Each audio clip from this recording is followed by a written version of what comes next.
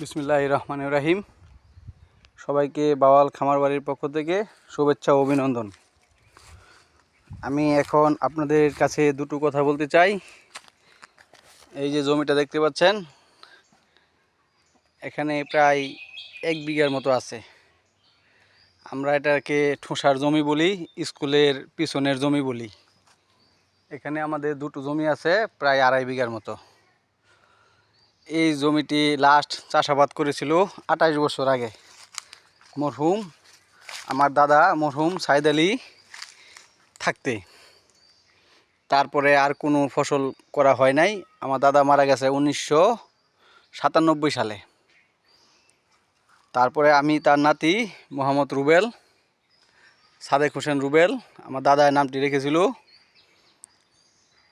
এই জমিতে এখন আমি ফসল করছি এবং গত শুক্রবারে মাসকলাই এনে রোপণ করেছিলাম।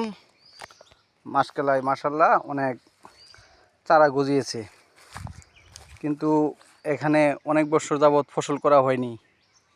আমি নতুন ফসল করছি, তাই কিছুক্ষণ পর পর এসে এখানে দেখতে হয় কি অবস্থা। কিন্তু এখানে দুইটা সমস্যা আমি দেখেছি। একটা হলো এলাকার যত ছাগল টাগল আছে সবই ফসলের মাঝে আসে, এখানে পড়া জমি কেউ আসে না তাই।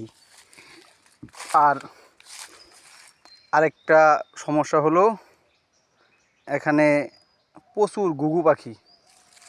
মাসকলায় যেটা নাকি ভাতের দানার মতো হয়েছে সেটা খেয়ে ফেলে, কিন্তু কিছুক্ষণ পর পর আয়া দেখতে হয়, তারপরেও এখানে ফেরানো যায় না তাদেরকে। এখানে আপডেট হলো এই যে দেখেন মাসকলাই চারা খুব সুন্দর করে গজিয়ে গেছে। আর ওই দেখেন ভাতের দানার মতো হইতেছে।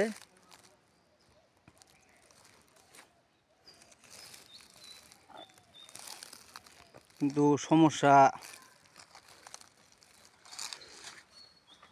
একটাই, ঘুঘু পাখি আসে এবং ঝাঁকে ঝাঁকে আসে। ঘুঘু পাখি কত সুন্দর করে এখানে পেট ভরে খেয়ে দিয়ে তারা ডাকাডাকি করছে। আপনারা খুব খেয়াল করলে শুনতে পারবেন। আল্লাহ তাআলা আমার দাদাকে জান্নাতবাসী করুক। আপনাদের কাছে এই দোয়াই চাই। আমার দাদা অনেক পরিশ্রমী ছিল, কিন্তু সেই তুলনায় আমার বাবা বেশি একটা পরিশ্রমী না।